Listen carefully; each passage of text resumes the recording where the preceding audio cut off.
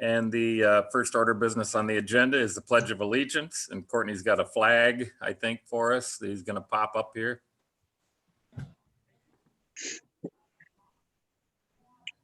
Can you see it? Yeah. Yep, we can see it. Okay. Okay.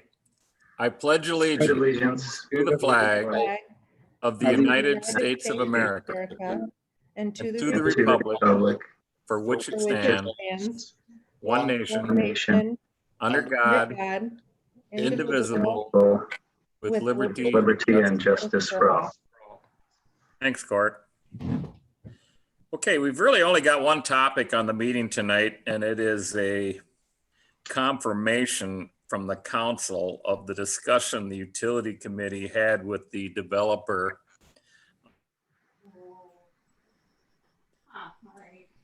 in Meadows development around the school. As part of our negotiations, I'm gonna let Craig lead the way here, but there's a few things that we discussed to make maybe life a little more palatable for that developer.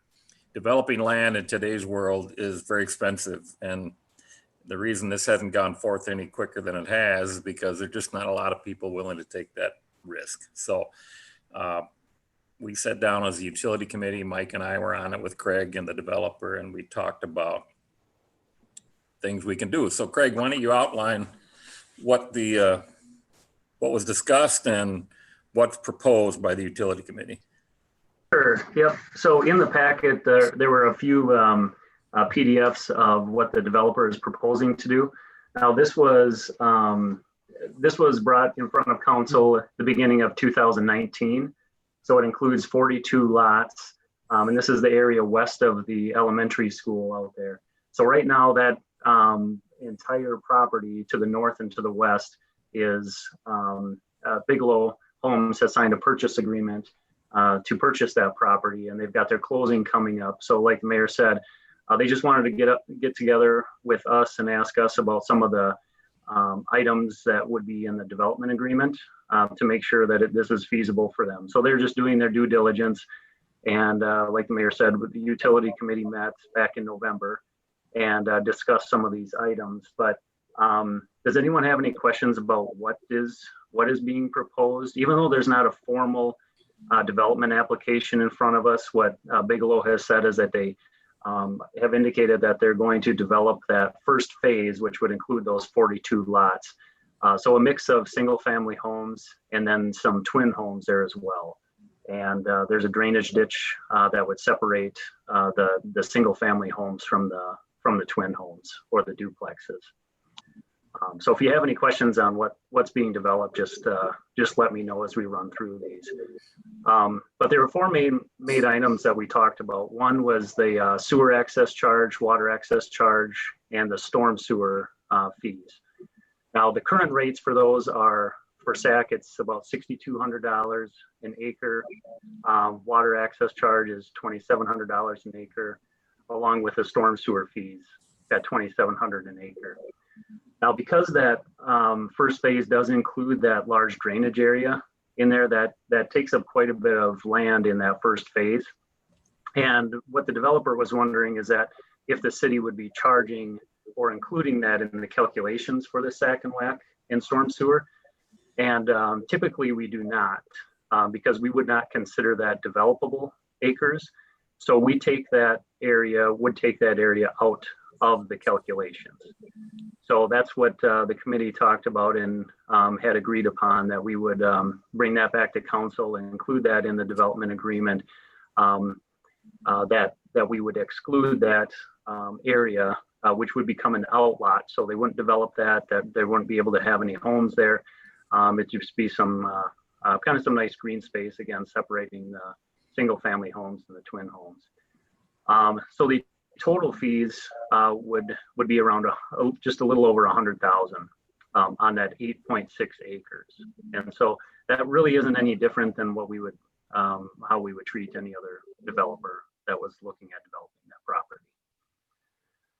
So Craig, yeah. Yep. Are we basically for tonight, are we looking at helping make a commit? Are we making a commitment, or are we trying to make a gesture to allow the developer to be able to move forward with this project?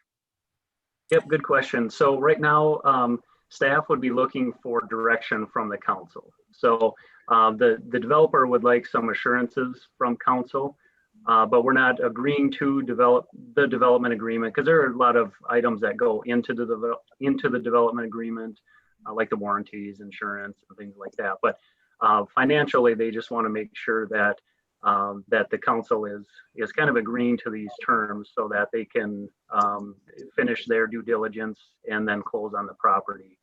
So sorry to interrupt, at a later date, the development agreement will be written out and presented to us to approve. Correct. Yep, that's right, Kelly. Yep, that's right. And these provisions we're going to discuss tonight are going to be part of that development agreement. The lender is actually looking for more specificity on the development, just so the lender knows kind of where it's going.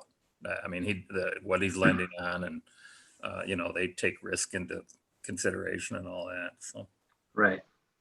Yep. So we talked about a lot of different things with the developer. I think as it sits right now, you know, these fees would be due upon platting or upon whatever time, you know, if certain lots develop, you know, so this may be payable over a year or two or something like that. We haven't finalized those details, but really they're just looking for the overall cost for the fees so they can work that into a per lot cost for the development. So I think given the environment right now with the very, very limited building lots that we have available in Pine Island and the interest with people wanting to come to our community, I'm very excited that we have a developer that is interested in moving this project forward. And I would like to put my support behind giving our city staff directives to work with the developer and get this project rolling. Good, yeah, and they feel the same way, David. I talked to Tony Bigelow here just again yesterday, and they're very excited to get going on the development out there.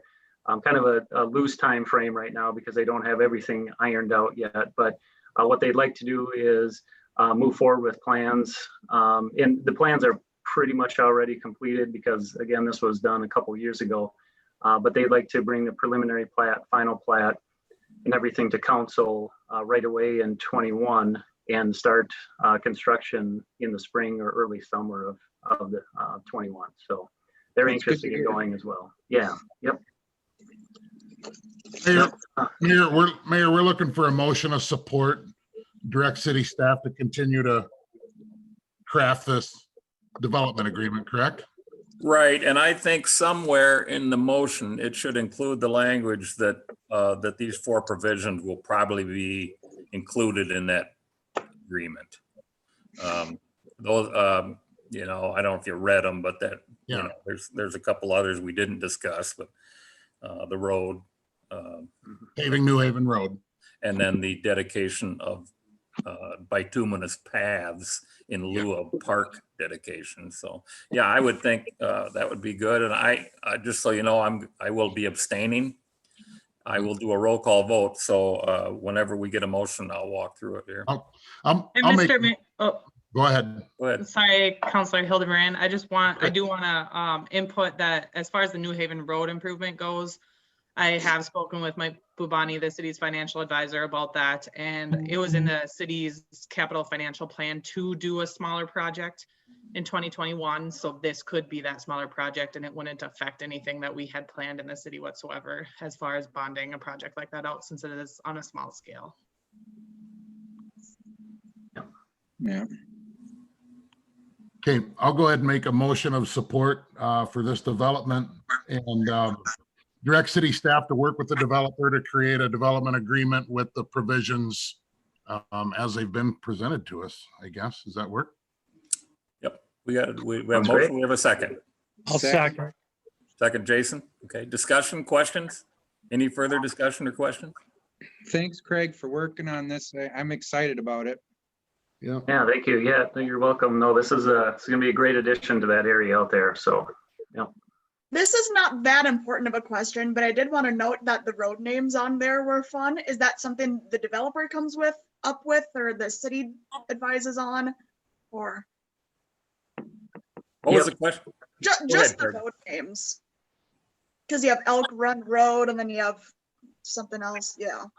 Oh, the naming of the streets? Yes. Typically the developer. Okay. Okay. Yeah. I didn't know if we were trying to steer away from the whole Elk Run thing. I didn't know if that was rebranded or not. And if Yeah. we're okay with that road name.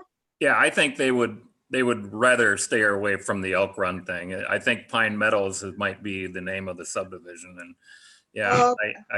I don't think he's gonna include Elk Run in any of the labels, but what he names the streets, I guess that's his deal.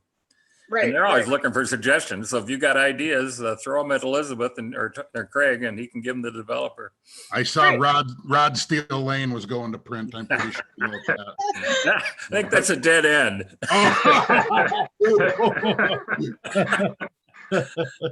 I think I saw a lame duck crossing. Oh, never mind. All right. We've got a motion and a second.